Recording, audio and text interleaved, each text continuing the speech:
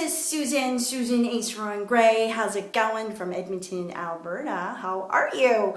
I hope you're all doing well. I just want to thank you for watching my videos. I really appreciate you.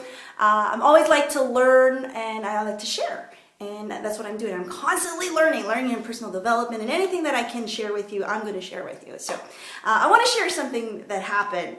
The importance of really communicating. And I was actually in an interview yesterday in a meeting with a very prominent businessman, someone that's been very successful in business and several companies, real estate, etc. And we had a good conversation. And one of the things he asked me is, how do you deal in a situation with people where, let's say, you agreed on something verbally, and then something happens, and then nobody takes responsibility, or it's not your fault.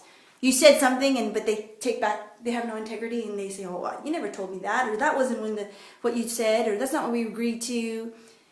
He says, "How do you prevent that?" And I was like stumped. I was like, "Good question. Like, do I listen to it? Because I can't control people, right? You can't control how people act. You can't control if someone's going to be their word. You can control who you are, right?" And I was I would listen, see what their point of view is. I try to hear them out. But he goes, "What if it wasn't your fault? How do you deal with that?" And I was like, "Good question. How do you prevent that?" He goes, "You can prevent it." And I go, "How can you prevent that?" It was like a trick question. I was like stumped there. I was like 2 minutes. Like, what? And he said, "Communication." Communication. I said, "Communication? Yeah, I could say communication. Well, how do you prevent that communication?" You put it in writing. Writing.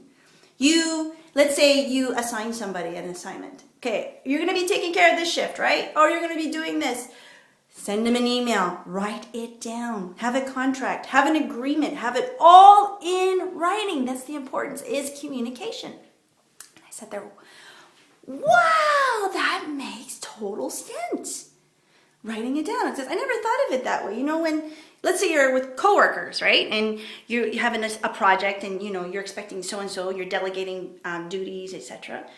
Everything by email. Have everything documented. What you agreed. This is what we're going to have. This is the agreement. It's all there. That prevents, misunderstandings. That prevents when you said, "Oh, well, you said this and you said that, and you're wrong," and people don't be their integrity. I thought that's so powerful. Now, I'm going to give you a real example. My friend and I were talking. We were having breakfast, and one of our dear friends was working for somebody who was I think she was like a real estate person or whatever. This is just the topic, anyways. And she agreed that she would be her assistant, and they would work, and she would help her with, helping to market and helping with clients and so forth. And so she worked full time. And they had made agreement on the set salary, all of this. But it was all verbal, okay? 5 weeks go by, and our friend has not been paid yet, okay? So she tells to my friend, she's like, "Oh, I don't really want to ask. I'm sure they'll pay me. I don't really want to, I don't want to say too much." She's like, "You better go do it, because, bills are piling up. Your rent is due. You got to pay for your bills. It's really stressful if you don't have any money." So she's like, "Okay."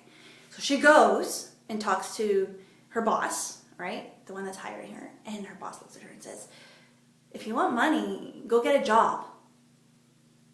Hello? I thought this was my job. And she's like, "No, I'm paying you. You're volunteering. You've been helping." "But no, I have ever proved that you've been assigning me all this stuff. I've been working for you."